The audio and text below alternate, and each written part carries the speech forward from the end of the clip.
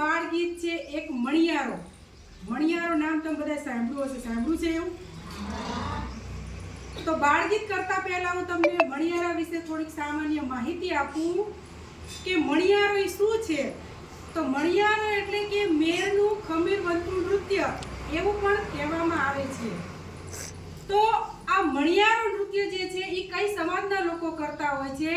તો મણિયારો જે નૃત્ય જે છે, રાસ જે છે એ મેર જાતિના જે ખમીર હોય અને આકર્ષક બાહુબળ જે હોય એવા યુવાનો અને વૃદ્ધો આ મણિયારા રાસમાં ભાગ લેતા હોય છે. અને આ મણિયારા નૃત્યની અંદર આપણને ઢોલ, ઢાલ, શરણાઈ અને તલવાર સાથે થતું આ એક વીરરસ અને રૌદ્રરસ પ્રધાન નૃત્ય છે. અને સરસ મજાની વાત તો એ છે કે આ નૃત્યની અંદર, આ રાસની અંદર કોણ કોણ ભાગ લે?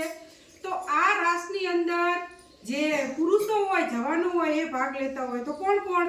તો કે 18 વર્ષના દૂધ માલિયા જવાનિયાથી માંડીને 80 વર્ષના જે દાદા હોય, વૃદ્ધ થઈ ગયા હોય, જેમની દાઢી પણ ધોવાળી ફળકતી હોય, તો 18 વર્ષના જવાનિયાથી માંડીને 80 વર્ષના જે વૃદ્ધ હોય એ આ મણિયારા નૃત્યની અંદર ભાગ લેતા હોય છે.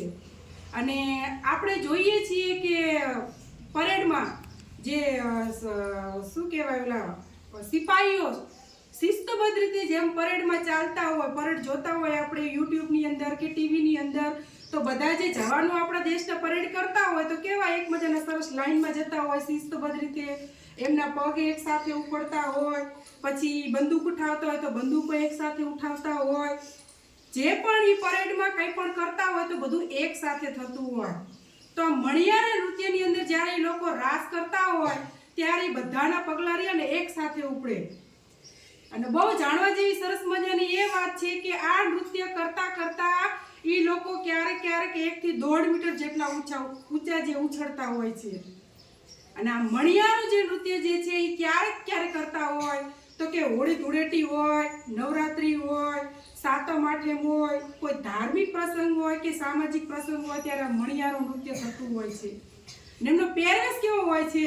તો આખો એકદમ સફેદ હોય, સફેદ એમની પાઘડી હોય, સફેદ એમનું શું કહેવાય, કેડિયું કહેવાય એ હોય, નીચે સફેદ કલરની એમની ચોરણી હોય અને રાતા રંગનું આમને કપડું આમ બાંધેલું હોય. મેં કાળું નાખ્યું છે ને એવું એમને રાતા કલરનું લાલ રંગનું હોય, એના હાથે બાંધેલું હોય આવું. તેને શું કહેવાય? ફેંટીઓ કહેવાય.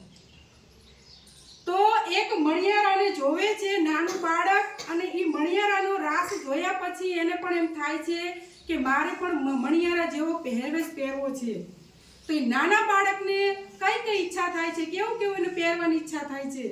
તો આપણે આ વસ્તુને એક અભિનય દ્વારા, બાળગીત દ્વારા આપણે માણીએ.